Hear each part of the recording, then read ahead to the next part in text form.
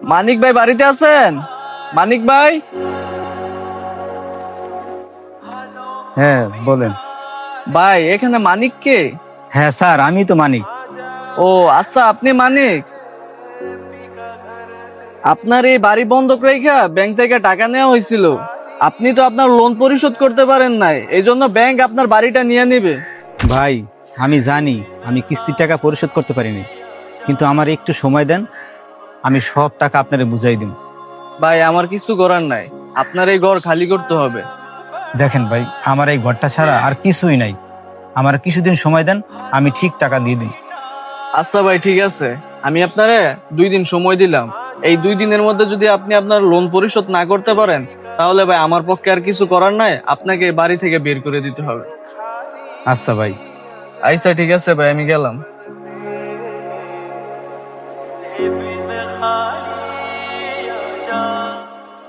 ভাই কি হয়েছিল? কে আইছিল?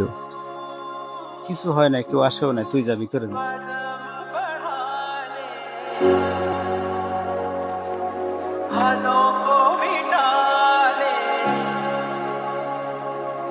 आजा खाली पन में बिका घर तेरा तेरे बिन खाली आजा खाली पन में तेरे बिन खाली आजा। হ্যালো, আসসালামু আলাইকুম ভাই। ওয়ালাইকুম আসসালাম। কে বলছেন? আমি মানিক ভাই, কেমন আছেন? আলহামদুলিল্লাহ ভালো। একটা সমস্যা করে আপনার ফোন দিছি। কি সমস্যা বলো? আমার বাড়িটা বন্ধক রেখা কিস্তি নিয়েছিলাম, তো কিস্তির টাকা পরিশোধ করার কথা ছিল, আমি করতে পারি নাই। তো আজকে কিস্তি হলো, আমাকে 2 দিন সময় দিয়েছে। 2 দিনের মধ্যে টাকা পরিশোধ করতে না পারলে বাড়িটা নাকি বন্ধক নিয়ে নেবে তারা। আমার যদি এই মুহূর্তে মনে করেন আপনার 1 লাখ টাকা দিয়ে আমার হেল্প করতেন, আমার অনেক উপকার হইতো। আপনি তো জানেনই আমার বাড়িটা ছাড়া আর কিচ্ছু নাই।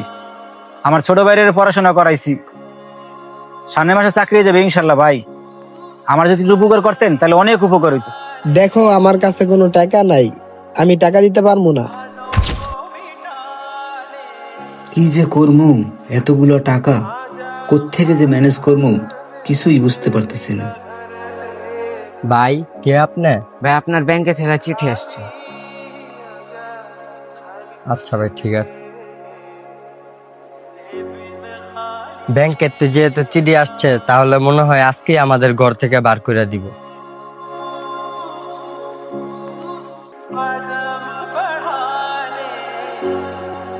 ভাই ব্যাংকের তো চিঠি দেয়া গেছে, আজকেই মনে হয় ঘর থেকে বার করে দিব।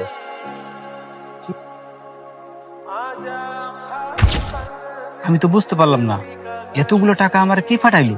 ভাইয়া কে পাঠাইছে এতগুলা টাকা? Good morning sir. ও আপনি? আর আপনাকে যে কাজটা দিছিলাম, কাজটা কি করছেন? হ্যাঁ স্যার, ওনার ছোট ভাইয়ের কাছে টাকাটা দিয়ে আসছি। আর একটা কথা স্যার, কি কথা বলেন? আপনি ওর বাড়িতে টাকার জন্য চাপ সৃষ্টি করলেন, এখন আবার আপনি টাকা দিলেন, বুঝলাম না স্যার। দেখেন, ওনারে প্রেশার দেওয়াটা আমার ছিল দায়িত্ব, আর মানুষকে উপকার করা ওইটা আমার কর্তব্য। আর আমি আপনাকে দিয়ে পাঠাইছি কারণ উনি যাতে না জানে ওনাকে কে উপকার করছে। একে তো আমার চাকরিটাও পাইসা গেল, আরেকটা মানুষের উপকারও হয়ে গেল।